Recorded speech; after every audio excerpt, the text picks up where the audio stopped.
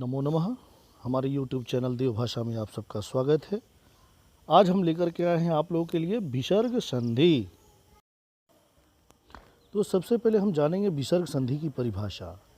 तो विसर्ग के बाद स्वर या व्यंजन आने पर विसर्ग में जो विकार उत्पन्न होता है, यानी कि विकार होता है, जो परिवर्तन होता है, उसे विसर्ग संधि कहते हैं। जैसे नीह जोड़ आहारः निराहारः, दुह जोड़ आशा दुराशा, तपः जोड़ भूमिः तपो भूमिः, मनः जोड़ योगः मनोयोगः। अब जानेंगे विसर्ग संधि के प्रमुख नियम कौन कौन से हैं। तो अब विसर्ग संधि के नियम ध्यान से देखेंगे और सुनेंगे। पहला नियम कह रहा है कि विसर्ग का ओ हो जाता है। कैसे होता है? यदि विसर्ग से पहले अ और बाद में अ अथवा प्रत्येक वर्ग का तीसरा, चौथा, पांचवा वर्ण अथवा य र ल व ह हो तो विसर्ग का ओ हो जाता है। जैसे में देखते हैं, मनः जोड़ अनुकूलम मनोनुकूलम, अधः जोड़ गतिः अधोगतिः, तपः जोड़ बलम तपोबलम, वयः जोड़ वृद्धः वयोवृद्धः, तपः जोड़ भूमिः तपोभूमिः। अब देखते हैं, इस नियम का एक अपवाद है।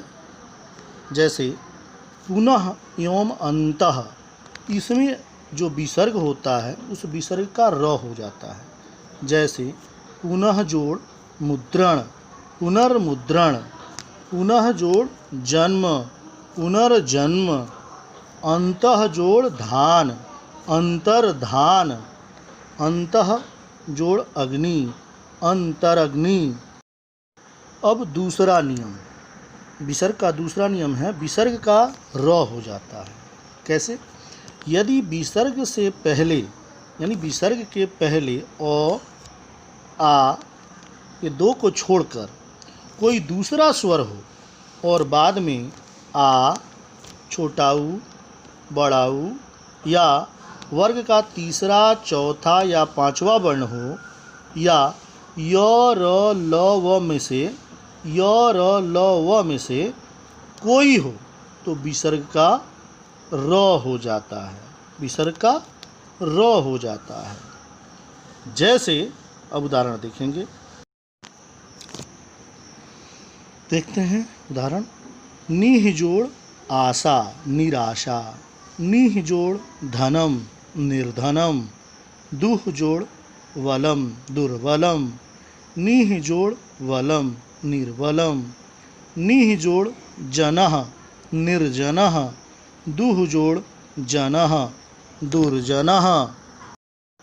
अब तीसरा नियम, विसर्ग का तालव्य हो जाता है। कैसे? यदि विसर्ग के पहले कोई स्वर हो और बाद में च, छ या तालव्य हो तो विसर्ग का तालव्य हो जाता है। जैसे निह जोड़ चिंतम निश्चिंतम, निह जोड़ छलः निश्छलः, दुह जोड़ शासनम दुःशासनम, दुह जोड़ चरित्रम दुश्चरित्रम। चौथा नियम, विसर्ग का मूर्धन्य स हो जाता है। ये कैसे? विसर्ग के पहले ई या उ हो और बाद में क, ख, ट, ठ या प, फ में से कोई वर्ण हो तो विसर्ग का ए हो जाता है। जैसे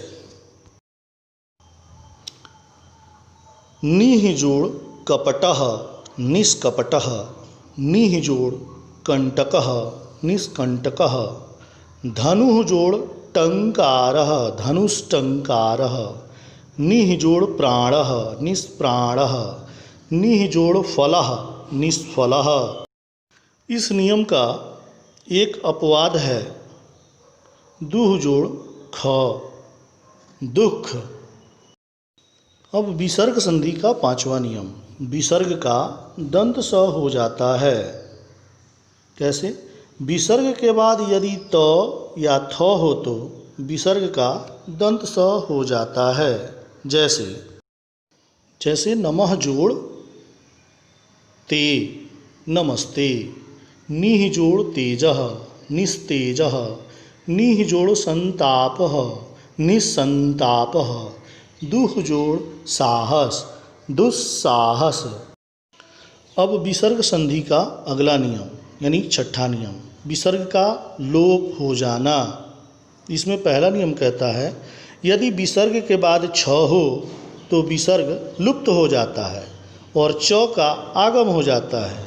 जैसे अनुह जोड़ छेदः अनुच्छेदः, छत्रः जोड़ छाया छत्रच्छाया। विसर्गस्य लोपः में दूसरा नियम कहता है यदि विसर्ग के बाद र हो तो विसर्ग लुप्त हो जाता है और उसके पहले का स्वर जो स्वर वर्ण है वो दीर्घ हो जाता है। जैसे निह जोड़ रोगः नीरोगः, निह जोड़ रसः नीरसः। विसर्गस्य लोपः का तीसरा नियम कहता है यदि विसर्ग से पहले अ या आ हो और विसर्ग के बाद कोई भिन्न स्वर हो तो विसर्ग का लोप हो जाता है। जैसे अतः जोड़ एव अतएव। अब विसर्ग संधि का सातवां नियम कहता है विसर्ग में परिवर्तन न होना। यदि विसर्ग के पूर्व अ हो तथा बाद में क या प हो तो विसर्ग में परिवर्तन नहीं होता है। जैसे अब उदाहरण देखेंगे, जैसे प्रातः जोड़ कालः प्रातः कालः, अंतः जोड़ करणम अंतःकरणम, अंतः जोड़ पूरम अंतःपूरम, अधः जोड़ पतन अधः पतन। इस नियम का भी एक अपवाद है जो कि है नमः एवं पुरः में विसर्ग का दंत स हो जाता है। जैसे नमः जोड़ कारः नमस्कारः, पुरः जोड़ कारः पुरस्कारः। ये था संधि का तीसरा भेद विसर्ग संधि। आप सबको ये वीडियो देखने के लिए बहुत बहुत धन्यवाद। मुझे आशा है कि इसका आप लाभ उठा पाएंगे। अगर हमारा वीडियो आपको अच्छा लगा तो उसे लाइक ज़रूर करें, इसे ज़्यादा से ज़्यादा शेयर करें और हाँ, अगर आपने अभी तक इसको अगर सब्सक्राइब नहीं किया है तो ज़रूर सब्सक्राइब कर लें, क्योंकि इससे आपको फ़ायदा ही होगा, घाटा कभी नहीं हो सकता है। धन्यवाद। नमो नमः।